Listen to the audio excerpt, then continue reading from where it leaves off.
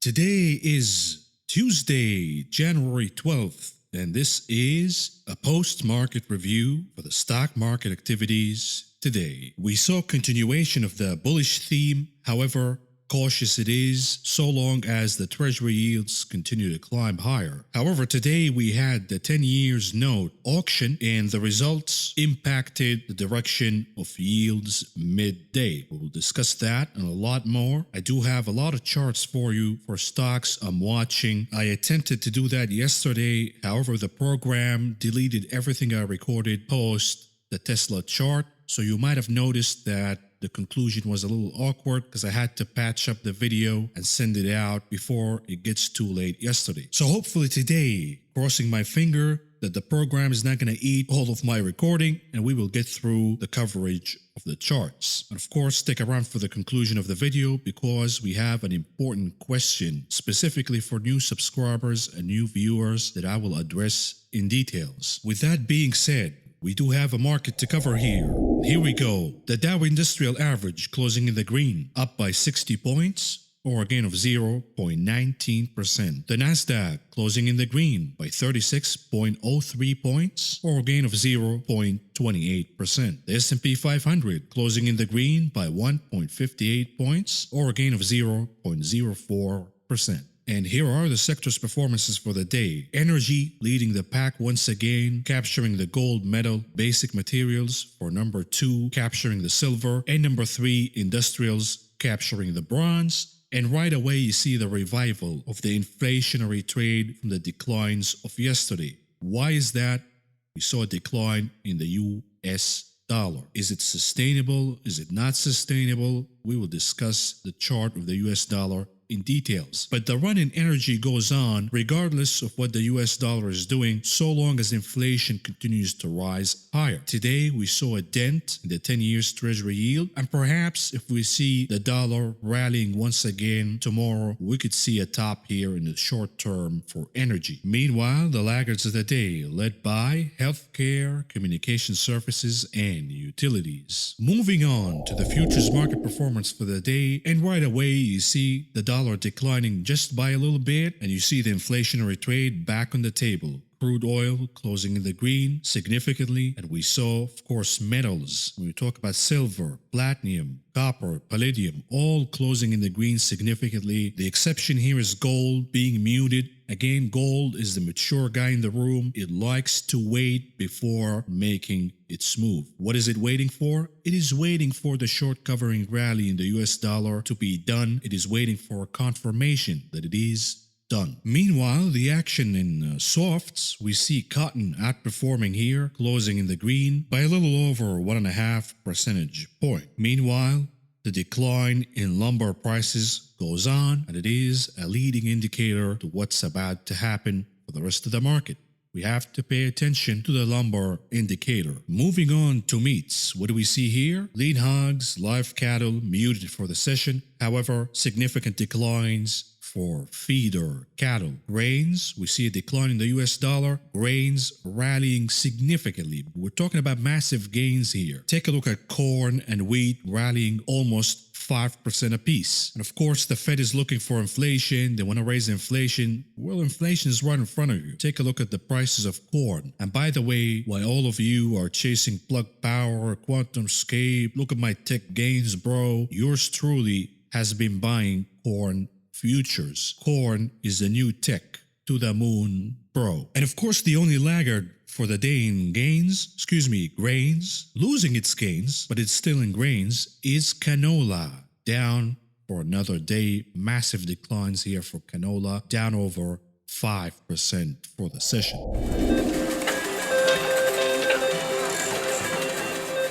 Moving on to the big casino, the options market. Let's see what's going on here and how hot the tables were for today. Number 1, back at it, Apple with over 1.3 million contracts. About 73% of those were calls. The action in NEO goes on. However, we saw the volume receding just a little bit. We closed a little over 850,000 contracts for the day. About 62% of those for calls. The majority of the money is still in NEO. However, some of the cash This is the steamy money, by the way. Went to Li Auto, Xpeng, Lordstown, General Motors. So you're seeing these traders shifting from NEO to other EV plays. And speaking of EV, Tesla number 3. Again, the volume is receding. We're talking about 770,000 contracts. About 59% of those were calls. But here is the important one. Ford Motors. And pay attention here, because when you look at Tesla, it is already overbought.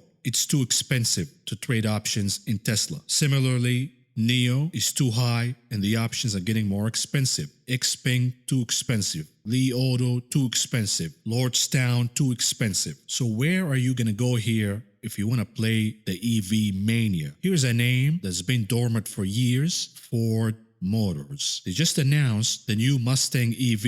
And you bet that a lot of these Robinhood traders who are chasing the EV bubble mania via options gambling, they will move and stampede to buy Ford. We're about to see a formal rally here in Ford Motors. Moral of the story is buy shares of Ford. And today the Ford table was a little hotter than usual with over 640,000 contracts. And check out this number. 85% of those were calls. And the stock moved over 5% for the session. Moving on to the unusual activities for the day. Starting with another EV play, General Motors. The momentum in GM goes on, and I explained to you exactly why. They're turning the page here in their Q4 earnings. They're back to growth and they're catching momentum from the EV play. And I have more news for you regarding General Motors during the headlines of the day's segment. But the moral of the story here, if GM stock continues to rise without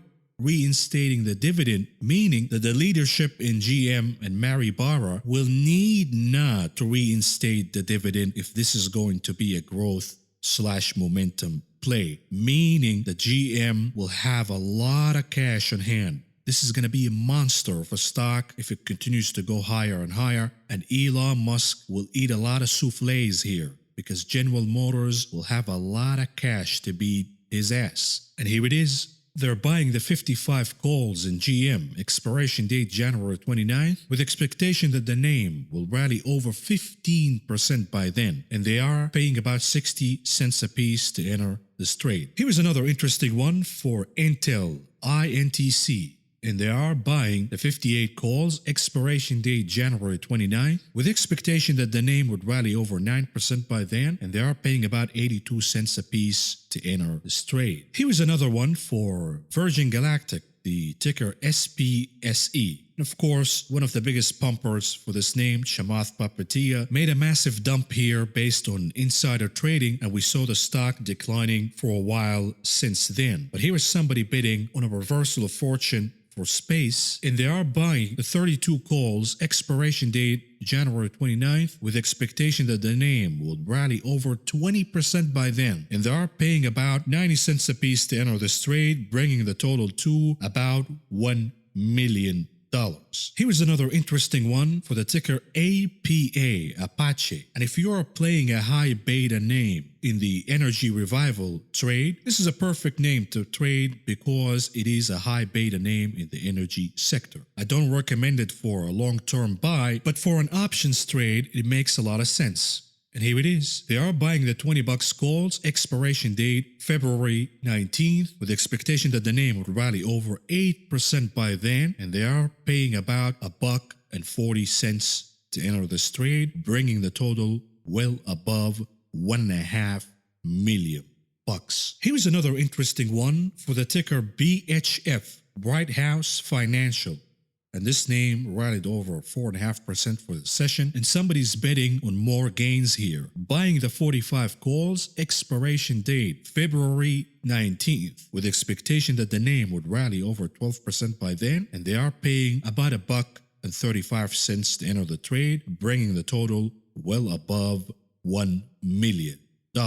Here's another interesting one for Plug Power, the ticker PLUG. This is one of the Robinhood crowd favorite names. It's been on a tear and now it's getting very bloated. Somebody is picking a top here, and they're buying the 60 bucks puts, expiration date this upcoming Friday, with the expectation that the name will decline over 9% by then, and they are paying about $1.80 $1.80 apiece to enter this trade, bringing the total to over $2 million.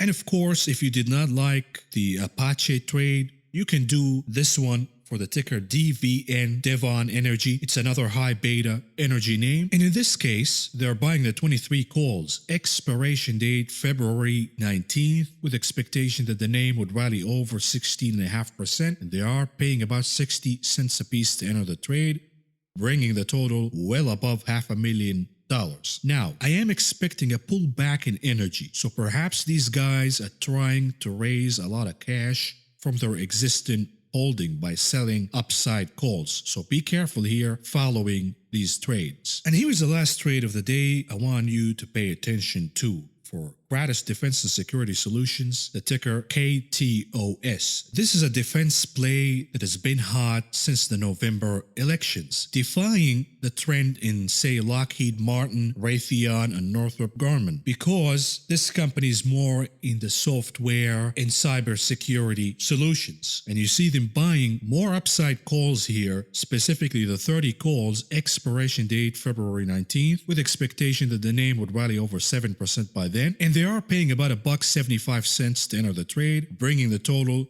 to almost $2 million. Moving on to the headlines that shaped the day, starting with macro news, and we have a little teaser for the information we're about to receive tomorrow. Tomorrow, we are getting the CPI, the Consumer Price Index, regarding inflation. All of a sudden, everybody's talking about inflation and the risk of inflation to the market, etc. We've been talking about this for months now in this channel. But here it is. Plenty of inflation over past few decades, but mainly concentrated in asset prices, shown in this chart. And right away, you see that stock prices, specifically the Nasdaq, has been inflated the most, along with the Fed's balance sheet and commodities, meaning that the prices around you, whether they're home sales or commodities, are going higher. Furthermore, stock prices are going higher. What's not going higher is the line in white, U.S. personal income. So while everything around you is being inflated, your wages and your income is not. This is the problem here when we talk about wealth inequality in this country reaching insane amounts. You can blame the Federal Reserve. The Federal Reserve is the number one entity that is responsible for creating wealth inequality in America, because all they do is inflating asset prices, whether they are stocks or real estate, making the rich richer. Meanwhile, any inflation, even if it's a tiny bit in wages or personal income, all of a sudden the Fed has to put a tap on that and raise interest rates. They've been killing the growth in wages and income while allowing the bubble to inflate in the stock market and the housing market. Rich gets richer, the poor gets poorer. This is why. Blame the Federal Reserve. And speaking of the Federal Reserve, here we have a rebel member of the Fed in Raphael Bostic of the Atlanta Fed. Remember that Mr. Bostic a few days ago said that the Fed might taper the bond purchasing program earlier than expected. And we said, whoa, Mr. Bostic, be careful here. What you're saying, they might give you the boot out of the Federal Reserve if you say that. But I think that Mr. Bostic already got the news that Joe Biden will renew the tenure of Jerome Powell, killing all the ambitions and the goals that Mr. Raphael Bostic had to become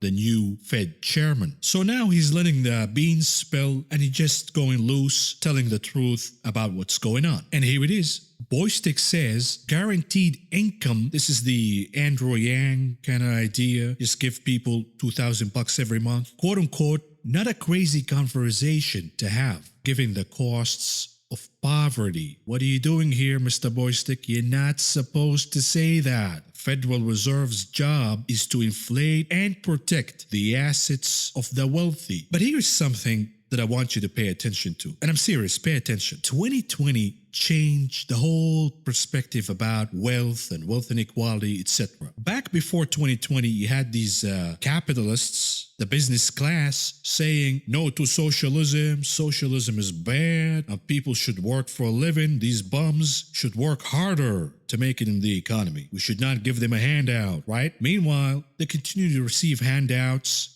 in terms of corporate subsidies and free money from the Federal Reserve, in addition to bailouts during crises, of course. But what 2020 proved to these people is something new, that when you give cash to the poor and the middle class, what they do is they spend it in the economy and they buy stocks and call options, making you, the 1% and the business class, corporate class, richer in the process. Prepare to hear more openness from these quote-unquote crony capitalists to the concept of socialism, because it is good for them. And here is more about the Federal Reserve.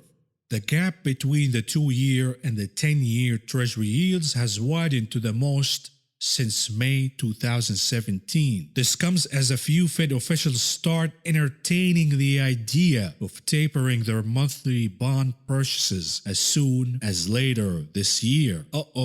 Remember what you guys keep telling me. The markets look forward. Yeah, we're in a crisis and COVID, etc. But the markets keep looking forward. Well, if the market is looking forward, it should see that the Fed will have to taper the bond purchasing program and inflation will rise. And this is why the 10-year Treasury yield has been rising like crazy since the beginning of the year. Moving on to some market sentiment news. And of course, we all witnessed the crypto crash yesterday, massive declines. But here it is. Crypto advocates, these are the pumpers, think Joe Biden's $3 trillion stimulus plan will bolster Bitcoin. Really? You think Joe Biden understands what crypto is? He doesn't even remember his own name. Moving on to more market sentiment. Here it is. The S&P 500, NASDAQ, and Russell 2000 all virtually showing highest price to sales ratio on record. The dot-com bubble is just a little baby compared to where we are right now. And I know what you're gonna say, but the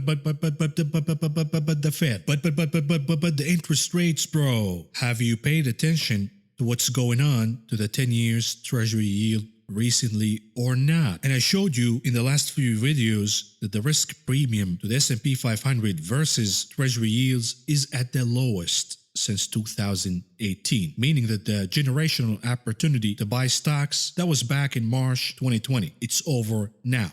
You think the Robin Hood idiots are getting the message? Of course not. They don't even know what 10 years Treasury yield is. They don't even know what inflation is. Most of them haven't even finished college yet. But somehow they believe that they are the new Warren Buffett. And here it is, Vegas in your palm. Avoid the Robin Hood trading trap. What do I say? Robin Hood is actually the reverse Robin Hood. It is a vehicle to transfer wealth from the poor and the middle class to the rich. It's a money sinkhole, specifically if you're trading options like it is a video game. Wall Street wins on every trade. Investors, not so much. Big trading houses have done this for years, but Robinhood takes it to an extreme. The New York Times found that app-crazy traders are worth nearly $19,000 in payments from Wall Street for each dollar in an account. TD Ameritrade was a distant second, just over $18,000 per dollar. Excuse me, $18,000 per dollar. So when you see Robinhood ads on TV telling you that you can trade with your dog, you can trade sitting on your ass on the couch, you can trade when you're taking the bus, and investing is just an easy video game. Understand what the end for Robinhood is. They're cashing in $19,000 for every single dollar in your account. In December, the Securities and Exchange Commission, the SEC, the dormant organization, fined Robinhood $65 million for failing to properly inform its users how it makes money while charging nothing for trades and, in the SEC's words, for quote-unquote failing to satisfy its duty to seek the best reasonably available terms to execute customers' orders. Robinhood neither admitted nor denied wrongdoing in the settlement. They said, hey, how much do you want, SEC? $65 million? That's nothing. We'll make that in a day. Here you go. Shut your mouth and let's go back at the game once again. They're not even giving you the best deal for your gambling. When I go to a casino, I want the best deal. You know, they change all the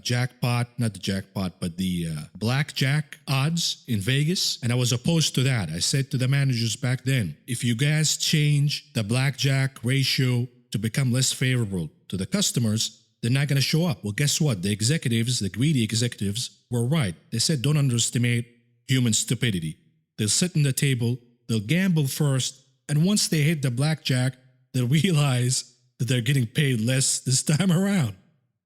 And the players did not go anywhere. They stayed at the same tables. Don't underestimate the stupidity of gamblers. If I'm going to gamble, I'm going to find the best blackjack table that pays me the most. The best deal in town, I'll go there and play at that table. If you don't give me good odds, I'm not gonna bother. But this is me, your average American with the Xanax, the Prozac, the Oxy, the Adderall, the pretty much zombified population. You might as well say, hey, if you hit a blackjack, you lose your money. And they'll still play. Continuing with the article, Robinhood has a clear incentive to get its users to trade often. But how does it encourage more trades? By using another time-honored tech industry tactic, gamification. It becomes an addiction now. You know that main screen in your Robinhood account? They look at it as a scoreboard from a video game. Oh, I'm buying call options in Tesla, 800. It's not even $800. It's 800, and now I'm making 400,000, whatever. We're not talking in dollar terms anymore. Just take a look at your losses from the options gambling. We're talking thousands of dollars. You could have done a lot of things with these thousands of dollars. Robinhood is a money sink hole. Continuing with the article, Wall Street wins on every trade. Robinhood wins on every trade. Investors, on the other hand, well, as you can guess, it's likely mixed. Robinhood won't share results of its customers, but the company recently installed security barriers at its Menlo Park, California headquarters, reports the New York Times. One disillusioned young trader died by suicide over hundreds of thousands in paper losses. This is a criminal organization. They're encouraging this bad behavior, and people are literally dying from this. Anybody who wants to apply for options trading, you just fill in a questionnaire and boom, you're all in. Matter of fact, I just got an update on my Robinhood account allowing me to do options trade during expiration date. This is going to end in a lot of losses and unfortunately suicides. Because if you're not familiar with options trading, if you take the wrong structure, if you press the wrong button, it could literally cost you unlimited amounts of losses. And of course, don't forget about how easy it is to get margin borrowing from Robinhood.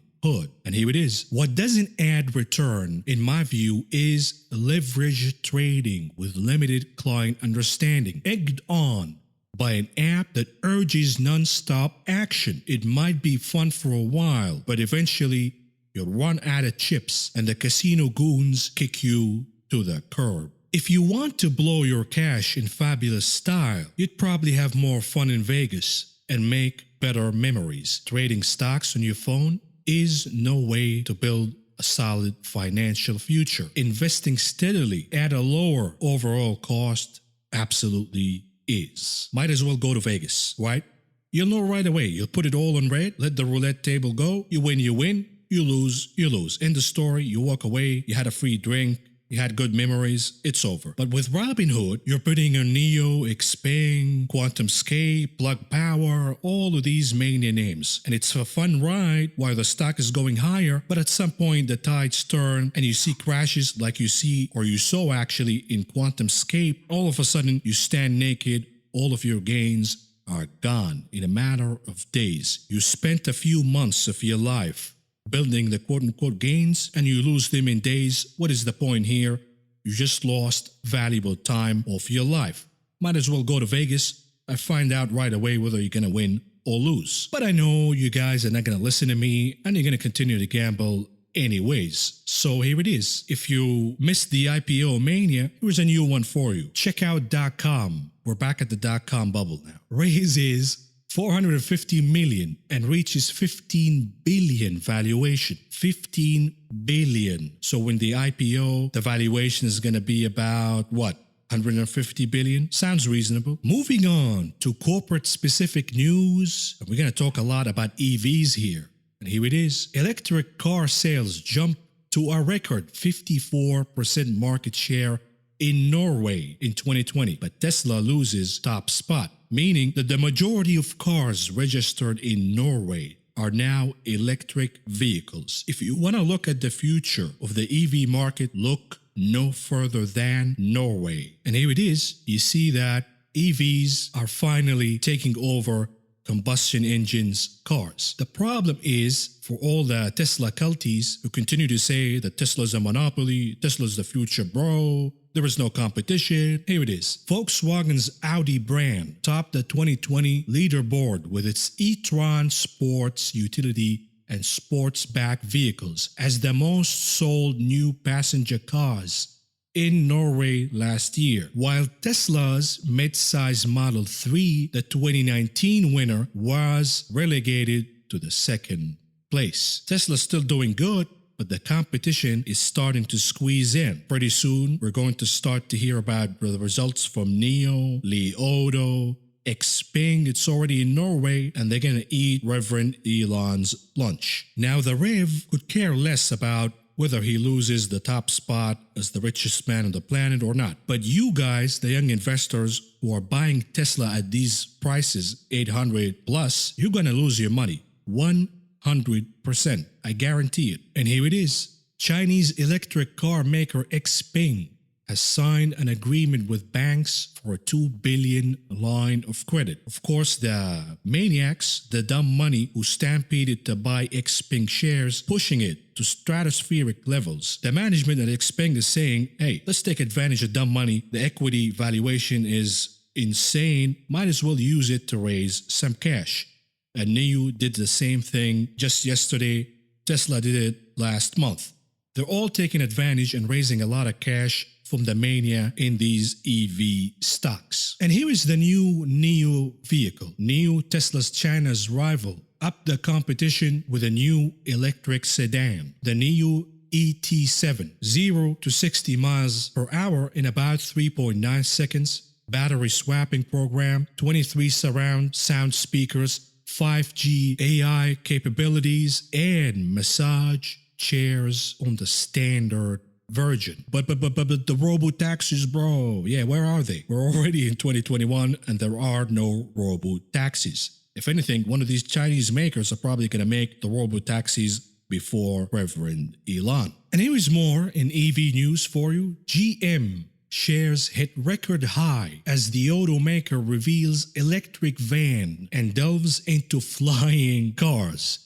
Beat that, Tesla. We're already talking about flying cars, baby. And you see GM already trading at all-times highs. And by the way, stick to the conclusion of the video because I will show you that I predicted all of this about General Motors back in the summer. And here is the last bit of news in corporate specific, and it is for Sony. Sony, by the way, is one of my top picks for 2021. And I know I owe you the video, my 2021 stock picks. I'm still working on it. It's been a hectic year so far. I promise you I will finish it and release it as soon as I can. But here is a spoiler alert.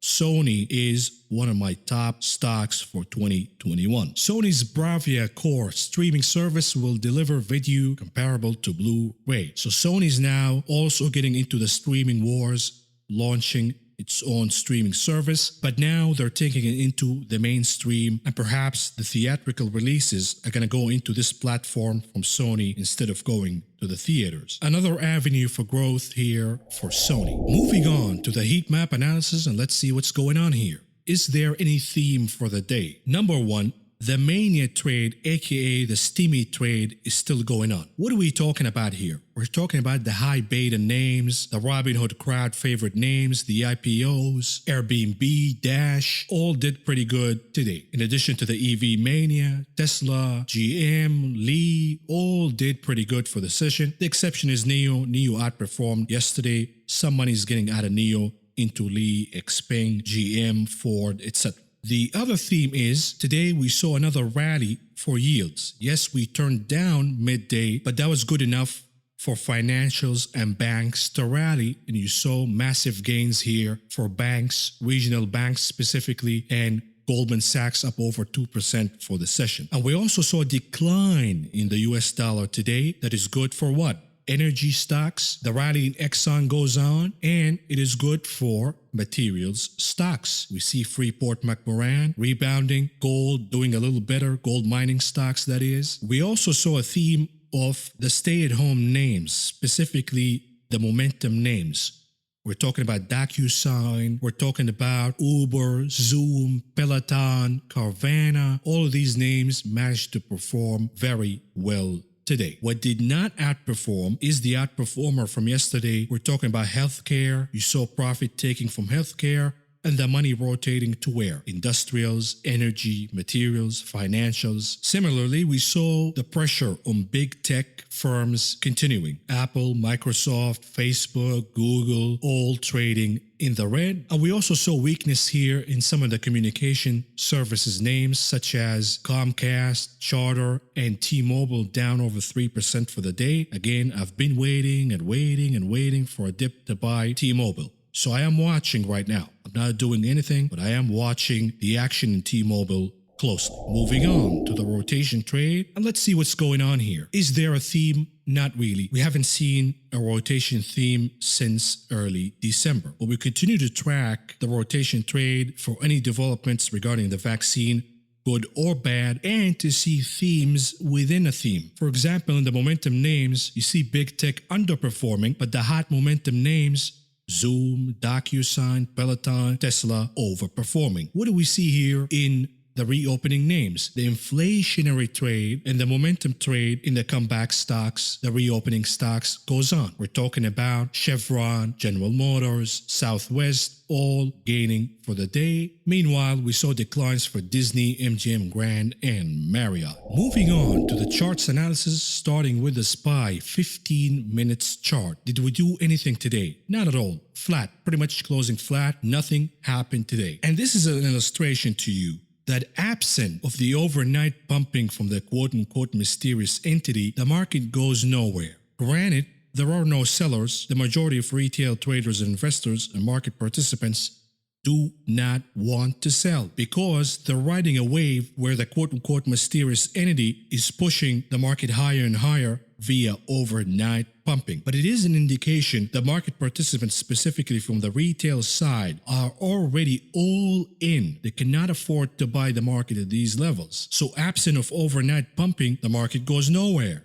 It is flat. Moving on to the daily chart of the continuous contract of the SPY. What are we seeing here? A little bit of weakness, a little bit of loss of momentum, and we are eyeing a revisit to the upper limit of the range, the trend in yellow, and we are looking for a bounce. If we revisit the trend line, catch a bounce, and trade higher from that point on, that would be an extremely bullish sign, and we will go long the market via call options. Breaking below the trend line will make the 3600 level as the next target, and we will start getting bearish and place bearish trades via put options for the SPY. Moving on to the Qs. The weakness is evident here. You see the battle in the morning trying over and over and over again to break above the trend line, finally giving up, failing, and just flushing down before you saw a risky operation midday and pretty much the Qs closing weak. Still in the green, but weakness nonetheless. And here it is. We're still hugging the trend line, but we are starting to look weak at this point.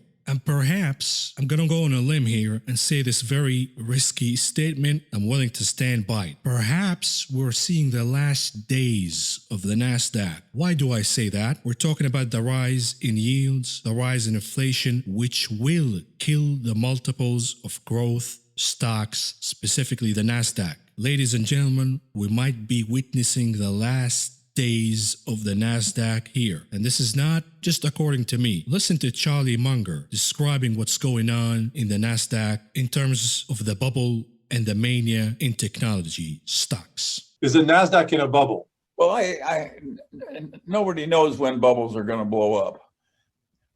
But just because it's NASDAQ doesn't mean it'll have another run like this one very quickly again. This has been unbelievable. Again, there's never been anything quite like it. If you stop to think about it, think what Apple is worth compared to John D. Rockefeller's old oil empire. It's been the most dramatic thing that's almost ever happened in the entire world history of finance. Moving on to small caps, the IWM. Unlike the Qs, the S&P 500, and even the Dow Jones, the IWM small caps managed to catch an overnight pump from the quote-unquote mysterious entity. So the IWM outperforming for the day. However, you see the action after the program ends early in the morning. The first half an hour of trading, it goes flat. It does absolutely nothing because retail traders are already all in. They cannot move the market higher. And at the same time, they're not willing to sell unless they're forced to. So the market goes nowhere without overnight pumping. But all in all, the IWM closing above the upper limit of the range, above the trend line, and we are waiting for another overnight pump higher. Otherwise, you'll see the IWM going nowhere, even trending lower. And here is the illustration from the Russell, the RUT, and you see right away the recapture of the trend line. For all intents and purposes, the IWM remains bullish, and we are looking for more overnight pumping. Absent of that, what's going to happen? Take a look at the RSI, negative divergence, showing a loss of momentum here. Without overnight pumping, this is going nowhere, and it's a matter of time before it breaks to the downside. So if you're long small caps, you better hope that the quote-unquote mysterious entity will continue to pump overnight. And if you are short the IWM of small caps, you better hope that the quote-unquote mysterious entity will forget to set their alarm clock during one of those days, and we see a flush down. Moving on to the Dixie, we stopped at the resistance line of about 90.5, and today we tried to break above it, got rejected, closing in the red, pretty much at the lows of the day. Anything to read here?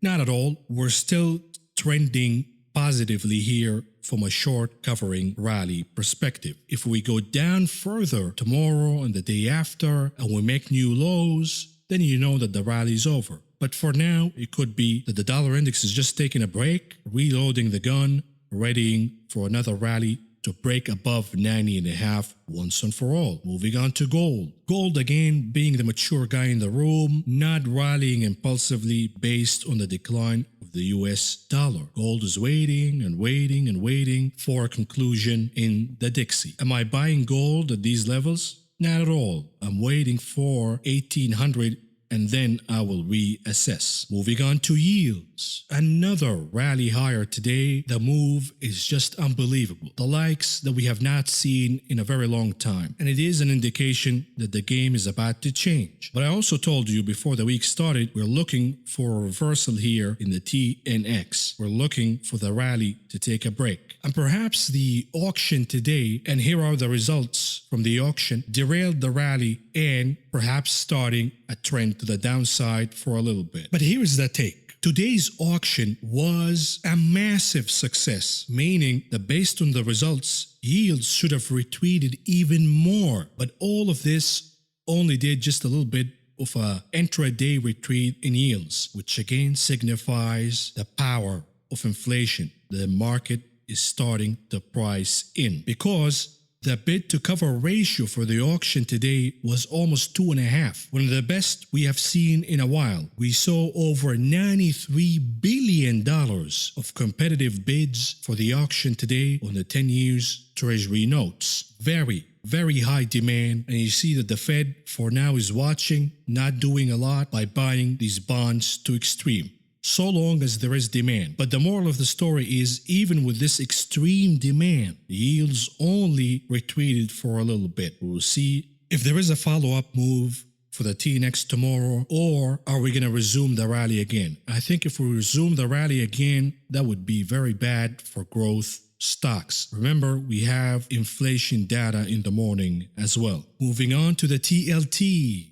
And is it worth it here to buy the TLT? I will argue yes. The auction was very good. It should have lifted bond prices, but again, for the session, it was only a modest move. But here it is. The TLT is the most oversold since 2018. And you see, last time we reached these levels of being oversold in the TLT, we saw a massive rally afterwards. So the risk versus reward in the short term says fade the rally in treasury yields and buy bond prices instead, the TLT. This is not a long-term outlook, but it is a short-term one. Moving on to the VIX. Another attempt to break the 25 resistance line, failing and closing pretty much at the lows of yesterday. We're still in the wedge. We're showing a little bit of loss of momentum here in the VIX. However, anything is on the table here. You could give it another shot, a third attempt breaking above 25, and then ultimately breaking above the wedge, and you see another rally in the VIX. We are skipping the chart of Apple today because Apple did not do anything, and we have a lot of charts to cover, starting with Tesla. Again, we saw the top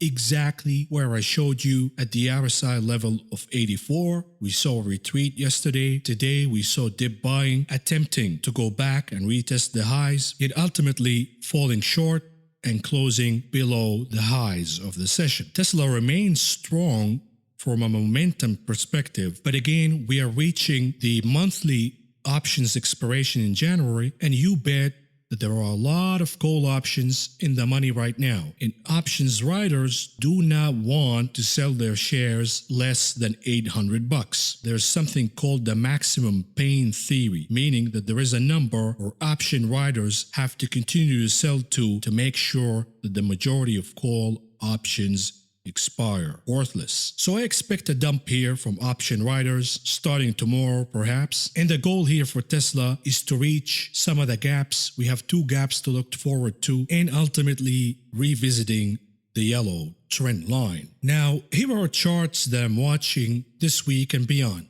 Starting with Airbnb. Airbnb has been in a wedge consolidation. Today we saw a massive move, breaking, just peaking by a little bit, tiny bit above the wedge consolidation. And you can redraw the wedge all you want and say, hey, we're still in the wedge, etc. The moral of the story is we have a breakout imminent for Airbnb, one way or the other, up or down. So I am watching the chart very closely here, and so far it looks like that the break is coming to the upside. The point of showing you these charts that I'm watching is that there are opportunities for options trading for these charts. Here's the next one for BlackRock.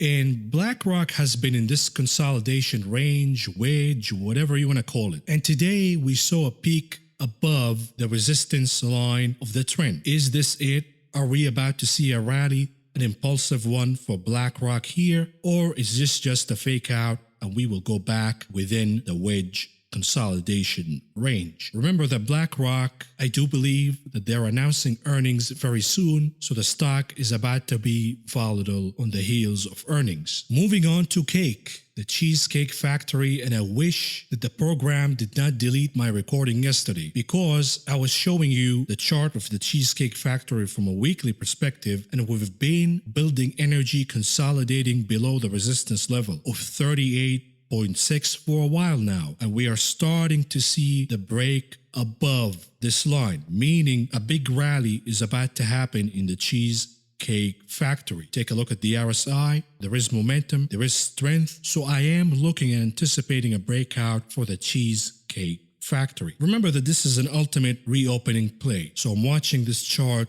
closely from this point on, and disclaimer, I did buy call options today. And here is one for Costco, weekly perspective. We're looking at a head and shoulder formation. We're playing with the support line of 364, and I am anticipating a break below this line because we're seeing a loss of momentum in Costco. And again, a disclaimer here, I did buy put options for Costco. Here's another one for Freeport McMoran. And here's a tweet I issued a few days ago saying that the 31 resistance line will be a very difficult line to break above. We have earnings coming up. The dollar rally is not over yet. So Freeport McMoran here is at a pivotal level. And I did buy put options. I own the stock already, but I bought put options for protection a few days ago.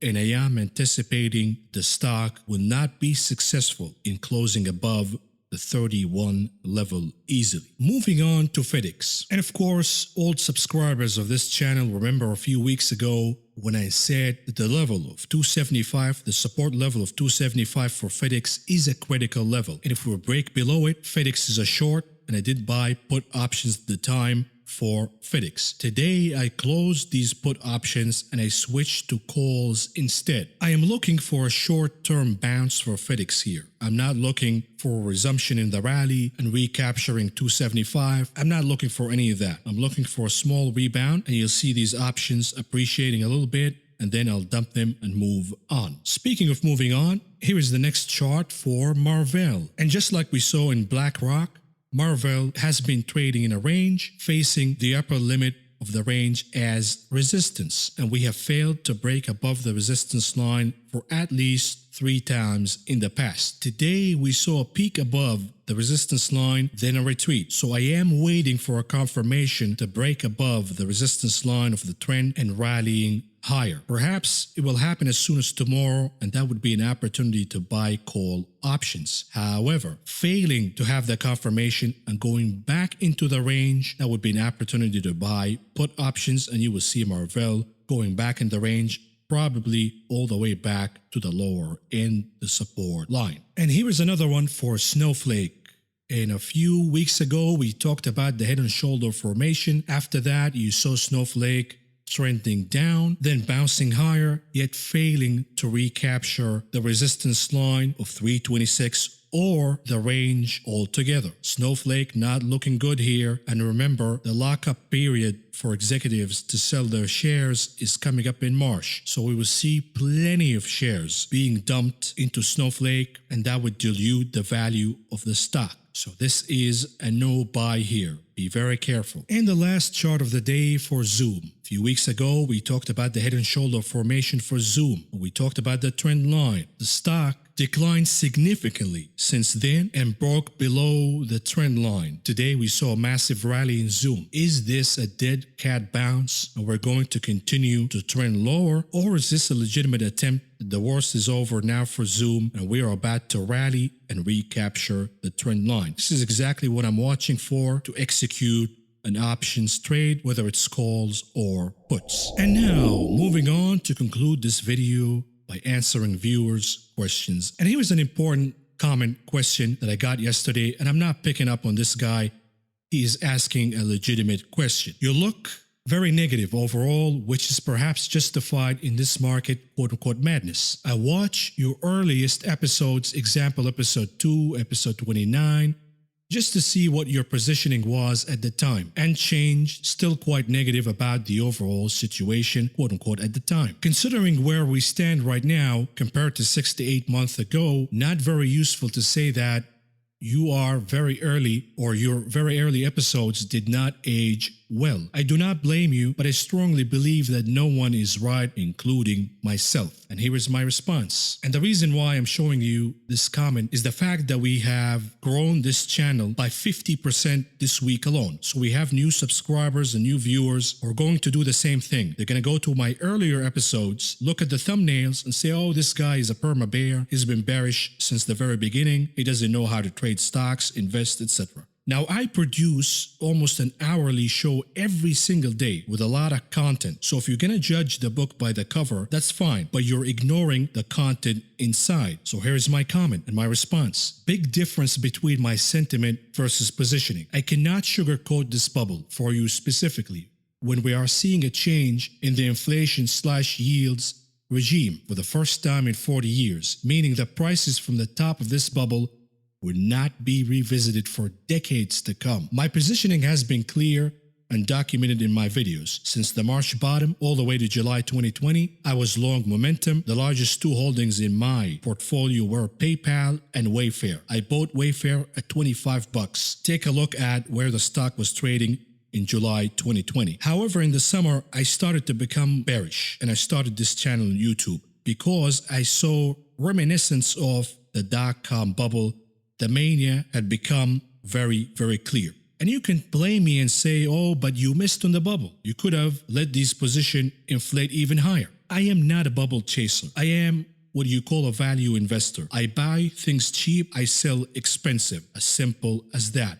I'm not in love with any company or any stock. I am an opportunist. I buy cheap, I sell expensive. I do not chase bubbles and manias. I might participate in them via call options, but I'm not going to commit my stock portfolio to manias like NEO and Plug Power, etc. Anyhow, from August to November, I was long small caps and long the reopening trade. And by the way, since July, I've been talking about the rotation from technology, stay-at-home stocks to the reopening names in small caps.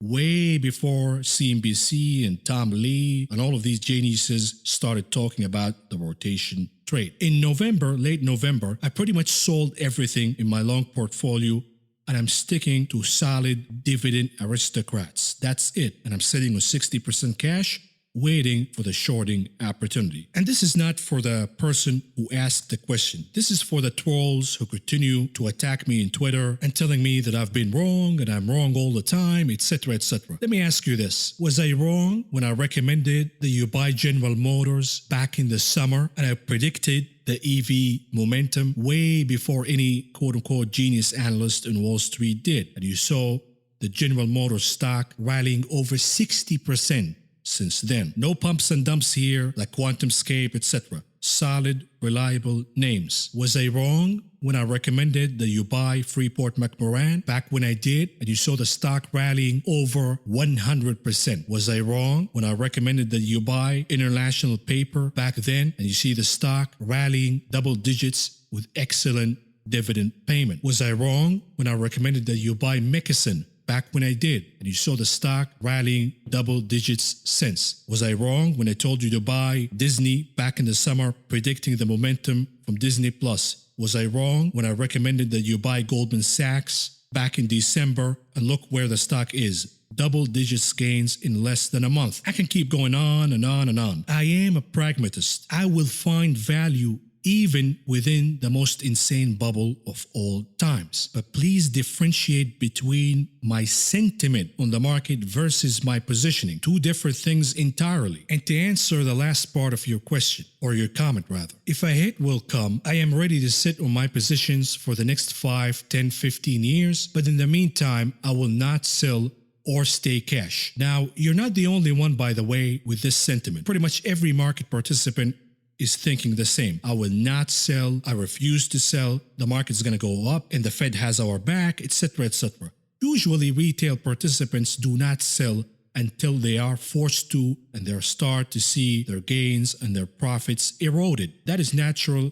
That has been going on for years and years and years. Now, I don't know what your portfolio looks like, whether it's technology, dividends, value, etc. But please be careful here because, like I said, we are seeing a change in the inflationary regime for the first time in 40 years. As you can see, growth stocks have been outperforming value since the March bottom significantly. However, and I want you to hear this from Mohamed El-Arian, one of the top economists in the world. So, Mohamed, what do you think will be the tipping point? If you're looking at that warning sign to flash from yellow to red, what's going to do it? So in the first 5 trading sessions, we've had a 20 basis point steepening in both the 210s and 230s. Said other ways, 10-year yields have gone up around 20 basis points, 30-year yields have gone up around 20 basis points, while the 2-year yield has been anchored really well by the Fed. It has been going up for the wrong reasons, not because of growth, but because of a combination of buyers getting more hesitant and people worried just about inflation, not about reflation, but inflation. So if that continues, if you get another 20 basis points in another 5 or 6 trading sessions, then it's flashing yellow a lot brighter at that point. And I know what the Robin Hoodites are going to say. This guy has been wrong about the market since 2020, etc., etc. Of course, bubble markets make smart people look dumb and dumb people look smart. You think this guy doesn't know what he's talking about?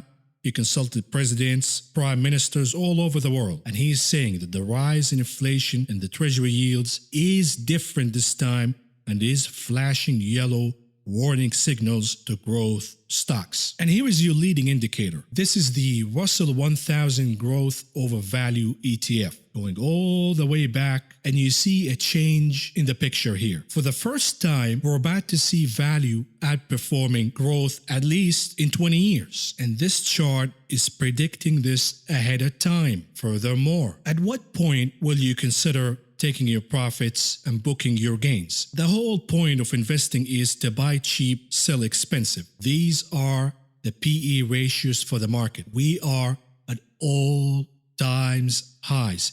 This is a seller market. This is the time when you book your profits. When is it enough? And I know what you're going to say. But interest rates, but the Fed. Take a look at the 10 years Treasury yield movement this week alone. Furthermore, here is for Morningstar, the price to sales ratio. We're not even talking about earnings anymore. Price to sales ratio in the software stocks sector is at all times highs, the highest multiple ever. And Morningstar calls it alarming. Again, at what point is the market high enough for you to take your gains? All of you guys are waiting to the moon, bro. To the moon, bro, it's gonna happen, but it's gonna happen when your gains go to the moon and never come back down to earth. You buy cheap, you sell expensive. That's it. And that range, by the way, cheap to expensive in 2020 happened within a matter of months. And this is why I had to go in and add up positions. Not usual for me. I'm usually a buy and hold, but 2020 was a different story.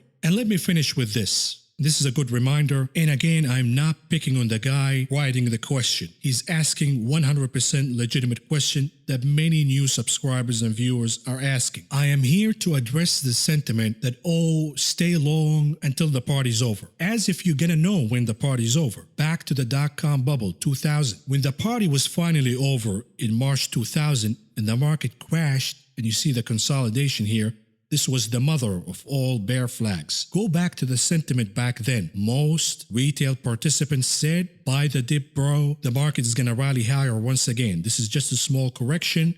The internet is the future, bro, etc., etc. And this was the final burial for these retail participants. After that, you saw the market going down every single day. It was so painful back then, and we have erased the entire gains from the dot-com bubble. And retail participants did not come back to the market for 20 years. They lost everything. And here it is, the poster boy of the dot-com bubble. Cisco never reached the highs even after 20 years. Be careful of the assumption that you're going to buy and hold for the next 10 to 15 years and that will be safe. Certain stocks, you're not going to see these prices for decades to come. And back to the rise of inflation. The last time we saw a rise in inflation was back in the 1970s. Here is a chart of the Dow Jones during the 1970s when inflation has risen incredibly. Since the bubble of the 60s, you saw the market consolidating pretty much flat for over 20 years. And you will say, yeah, that's okay with me. If the market consolidates from this point on for 20 years, I'm fine with that. Here is the problem. Bubbles do not trade flat. Bubbles burst and they collapse. Back in the 60s, 70s, the bubble was the Nifty 50. Buy the Nifty 50, bro, because they're the future, bro. They're never going to go down. Here is what happened. If you bought the Nifty 50 in the 70s, you pretty much lost everything when the bubble bursted. If you bought at the top, all of these names, Coca-Cola, Xerox, McDonald's, American Express, all the Nifty 50 names declined significantly, double digits, even though the market was pretty much flat and even started to trade higher in the 1980s. As you can see, Coca-Cola, one of the poster boys of the Nifty 50, after the bust, it took over 12 years for the name to recover. Similar story for Xerox. Over 24 years for the name to recover during the dot-com bubble. And by the way, the highs from the dot-com bubble, Xerox never recovered. The moral of the story is, be disciplined. Your goal is to buy things cheap, sell them expensive. I am not advocating that you sell everything, hide under the rock, and wait for the crash. This is not a strategy. We're not going to know when the crash is going to happen. It will happen, but we're not going to know when. Could happen tomorrow, could happen next week, could happen next month. You're not going to time it properly. What you have to do is look at these bubblicious names in your portfolio. These names will crash and will never revisit these prices for decades to come. These are the names you want to cut and take profits from. If you have dividend aristocrats in your portfolio, like I do, you don't need to do anything. These names will actually outperform in the era of high inflation. We're not saying sell everything. We're not saying the market is doomed forever. We're talking about a change in the inflationary regime. Certain sectors will outperform, others will crash and never revisit the highs from the bubble. And again, please, for new subscribers and viewers, differentiate from my sentiment and positioning. Two different stories. That's all I got for you today. I'll talk to you again tomorrow. If you found the information presented in this video helpful, please subscribe, press the like button, the notification button, and follow me on social media.